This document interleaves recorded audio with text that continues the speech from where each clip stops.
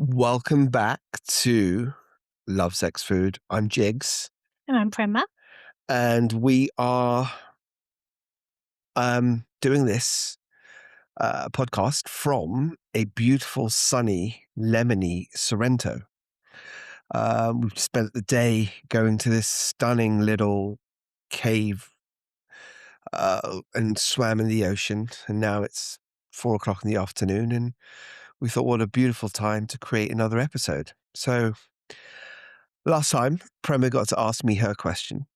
And today, I have chosen a bit of a curveball, and we're going to talk about intimacy and sex because our podcast is called Love, Sex, and Food. So, my question to you is what's your barometer for a great sex life? Great question.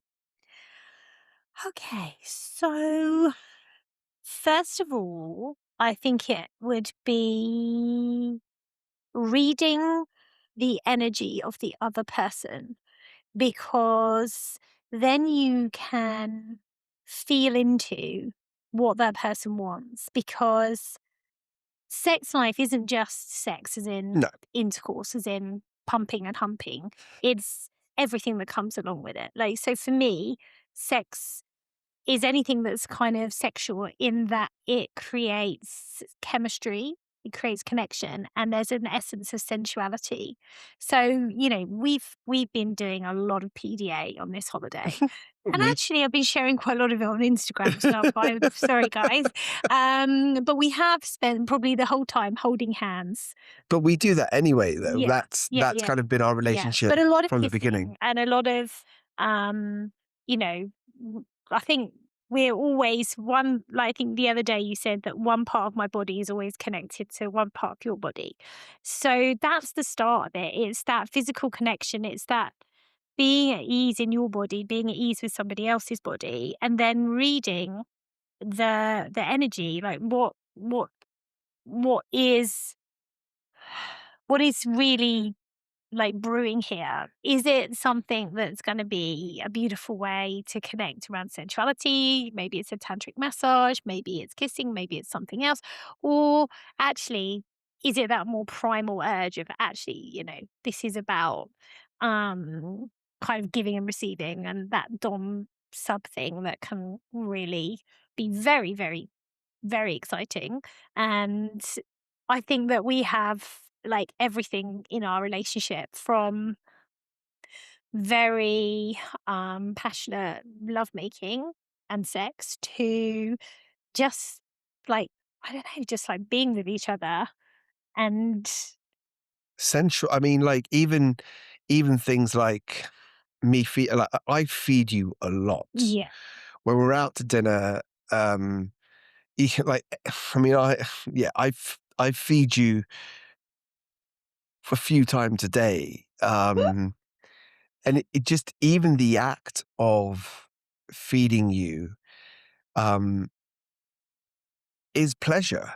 yeah, no, it's very It's sensual, and it works into our power dynamic, I think, where, you know, my nickname for you is Bad Daddy Caveman, because you're very, very in your masculine, and that always softens me even more into my feminine, which actually is manifested in a softness and a more voluptuousness and a openness and a tenderness and a surrender that's been like incredible. I mean, in all ways in our life and in our sex life as well. So I feel that it is that is really important, is reading the energy of the other person. And I think also forgetting what you've seen about sex, what you've heard about sex, like comparing yourself to somebody else, comparing your body to somebody else, like, have I got big boobs? Have I got a peachy ass? Have I got a massive dick? Like, all of these different things. Like, we compare ourselves to what we're told makes someone sexy, whereas actually sexiness for me is someone being completely at ease in their body and totally able to let go and be present with themselves. They're not thinking to themselves, "Oh God, what do I look like?" They're just totally connected to the moment. So that's a big thing. And also, we said this the other day, when you watch any type of kind of glimpses of intimacy or sex on the telly, it's always people Yeah. having a climax. And so we've been conditioned that good sex is climaxing, orgasming. Like that means you're a good lover if you're making your partner come and all these different things. But actually, for me, that's not true. It's about how how much I get lost in the magic of intimacy. And, like yesterday when we were in the hammock and we were just like underneath these olive trees, swinging side by side, we had some beautiful music on and we were kissing. And I kind of, I was actually feeling almost a little bit like if you were on psychedelics. I felt really super like ecstatic actually. And that was just from the feeling of being like super cocooned with you and sharing that. And it was very spontaneous Mm. as well. I think that's sexy as well, spontaneity. I don't really like planned, okay, now we do sexy time. Now we turn the light off and we do sexy time. No, that's not me Well, at all. I mean, intimacy can very quickly become a scheduled part of someone's relationship, isn't it? And I Yeah. think that can get very predictable and also very boring, and it can be very uninspiring. And I think ultimately, if you have the mindset that intimacy actually begins outside the bedroom, or it Mm, can begin outside the bedroom, it puts so much more into play, you mm. know? Um, I mean, also it helps that I fancy the living crap out of you. Like I just, yeah, like I've never been this both physically and emotionally connected or turned on by anyone in my life, just the way that you turn me on. So that definitely helps. But Definitely it does. But I think but also it's like how that person holds themselves. So, you've got a couple of things which make me kind of go all gooey. When you pour the wine holding the bottle in that way, it sounds crazy, but it's really sexy. How you always pull the hair out from underneath my coat so that it sits properly on my shoulders. That is so sexy. Like, there are certain things, like last night when you were smoking that cigar and you were drinking that Negroni, and you just look like the boss guy. I was like, "Yes, he is my man." And yes, yes, he is my man. Take me home or lose me forever, that kind of, feeling. for So, yeah. just for those of you that don't know that quote, it's from Top Gun. Yeah. Um, When Goosey's gonna take, Meg Ryan home. I can't remember her yeah, name of her character, but yeah.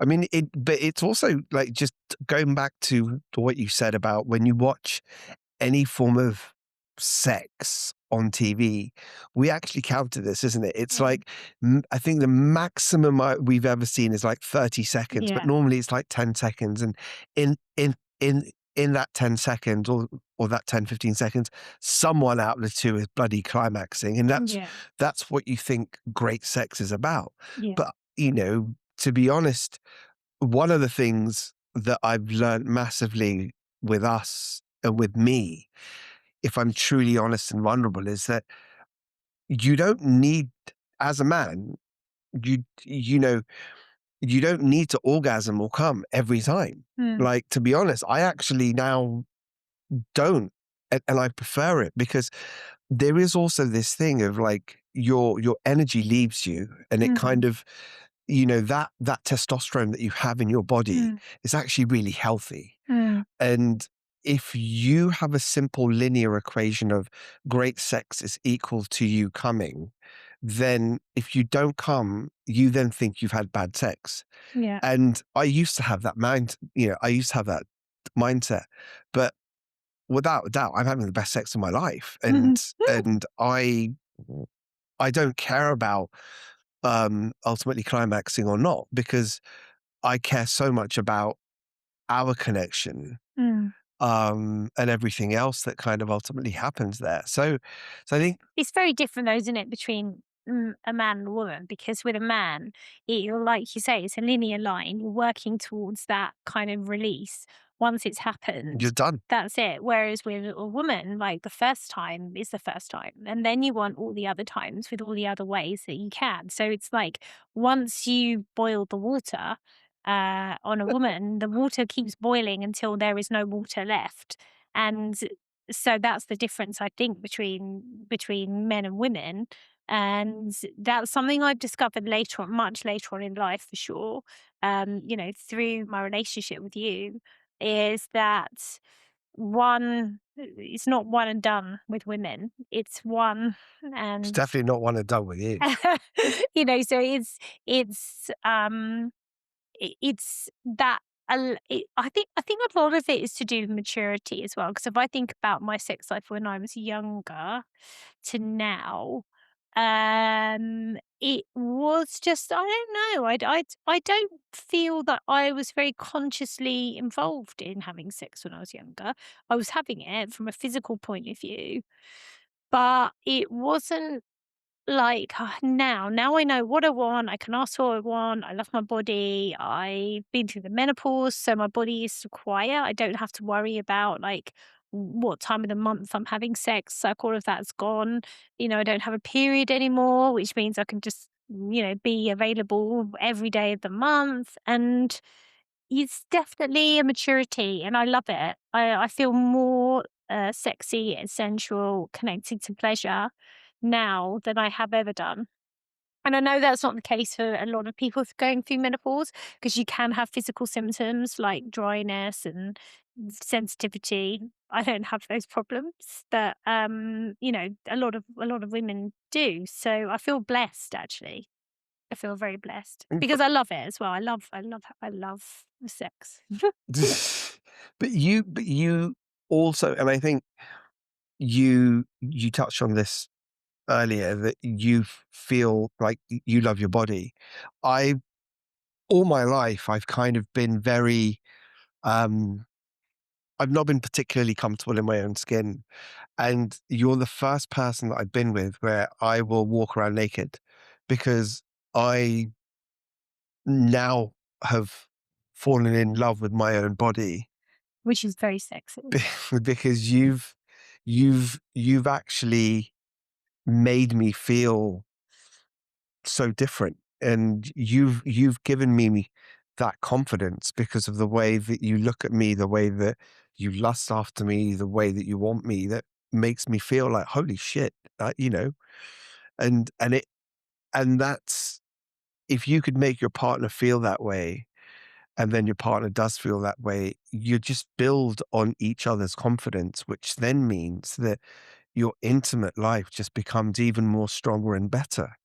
Um, Yeah, I mean, one thing that I think that is a really beautiful thing that we've done many times, in fact, we did this yesterday, is to actually take time. So we had a really lovely day together, didn't we, yesterday? We were by the pool, we were having fun, we were singing, we were laughing, we were just really having fun.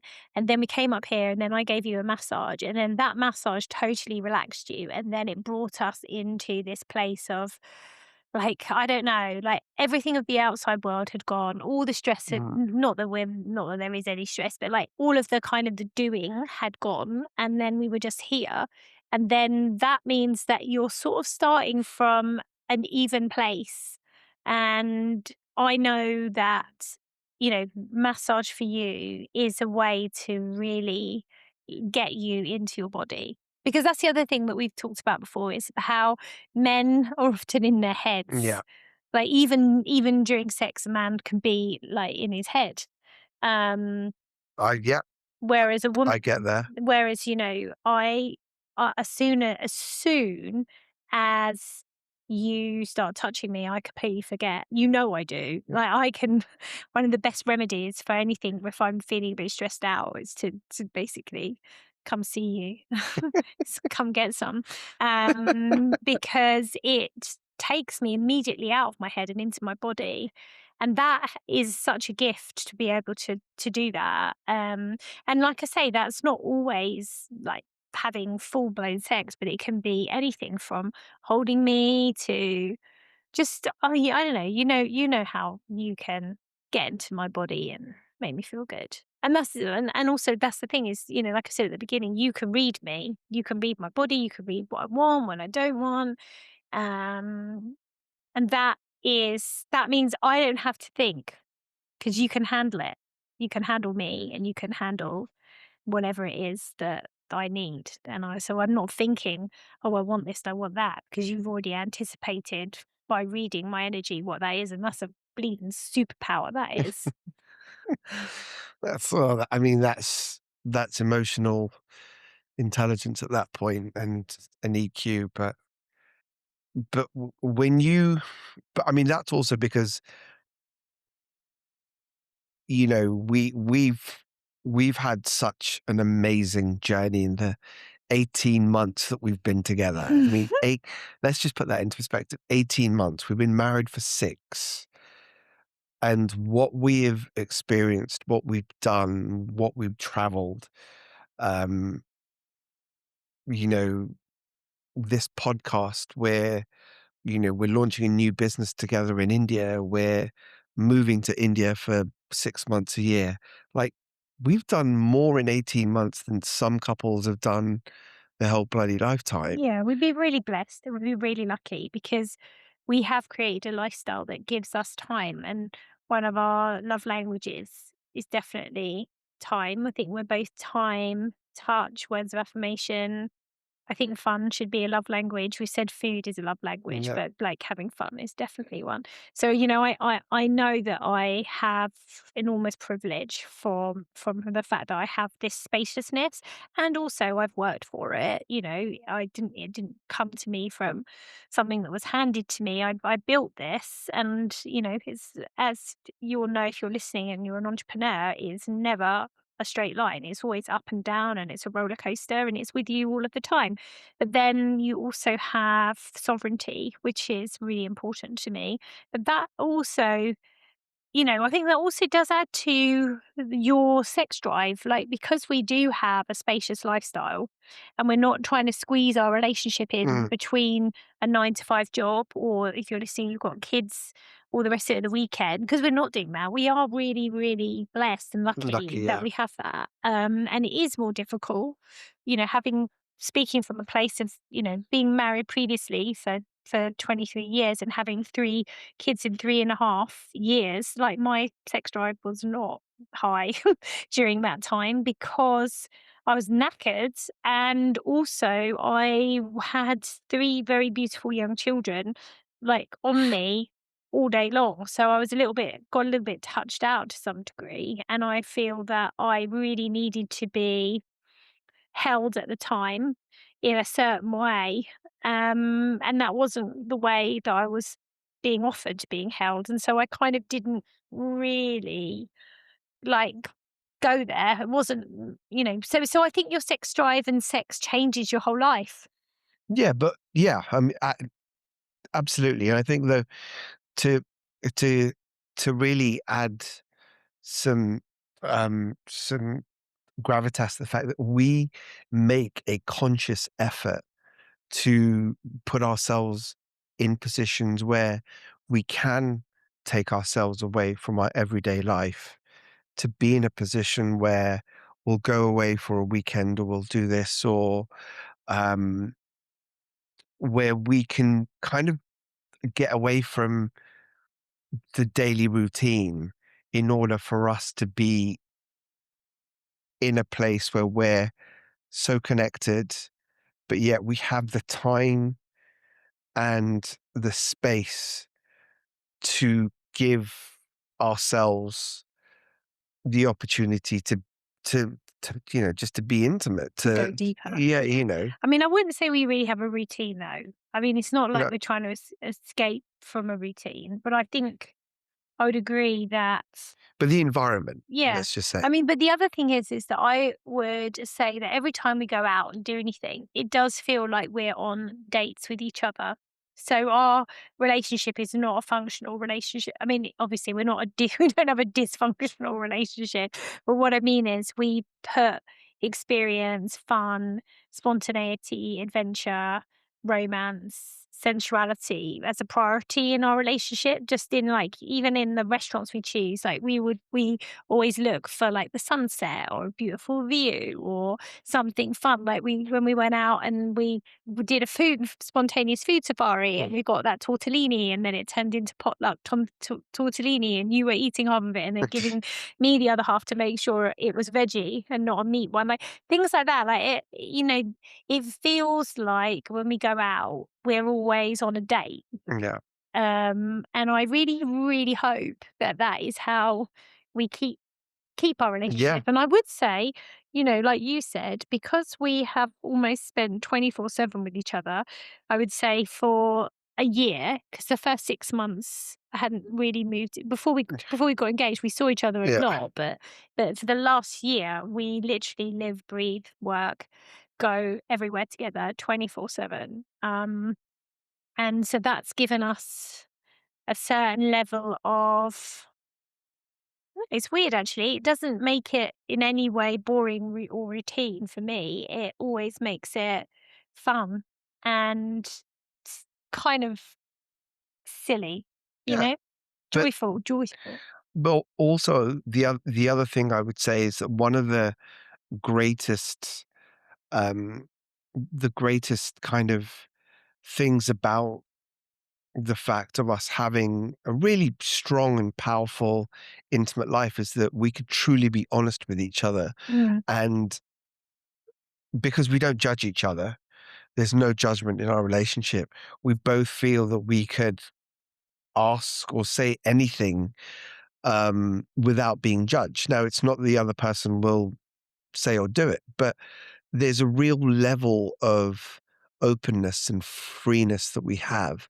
And I think that that is so important in a relationship mm, where ultimately I want to do everything I can to make sure that you're fulfilled in every way, shape, or form, including your desires and your fantasies. And you want to do the same for me. mm, And I think if you can't have that conversation with your partner without being judged, then it can make it harder to ultimately connect as closely, intimately as you possibly can, because that's where a lot of people kind of it goes wrong, is that they can't communicate with their partner on what they want, then they go elsewhere to go and find it. yeah, yeah. I think as well, my tantra training and things like that has made me very much in my feminine. I understand masculine energy a lot more. Like I understand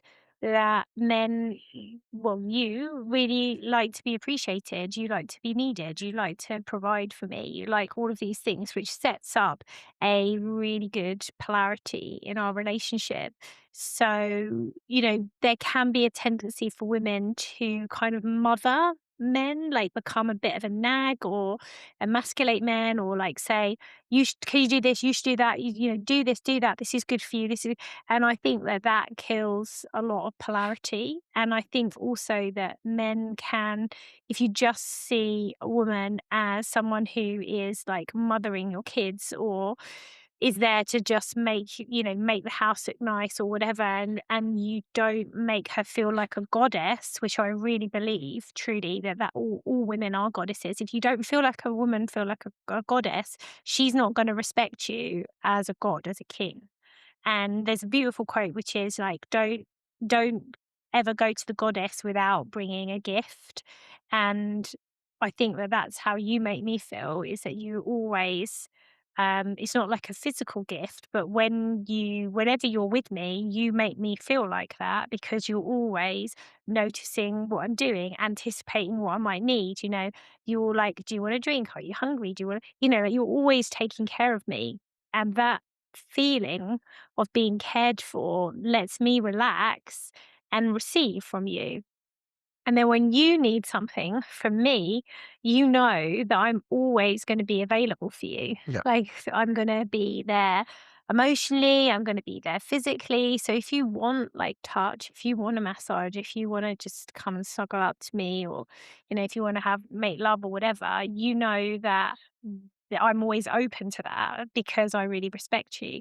And so that is very important. That's the sort of tantra philosophy, is that let men be in their masculine energy, let females be in their women be in their feminine energy. And that's not to say that you don't have both, because I think both of us also are very balanced in that. I can be masculine, I can lead, and you can be feminine, you could be vulnerable. Mm. But day to day, I do think that polarity is something that means that our sex life feels very alive. Yeah.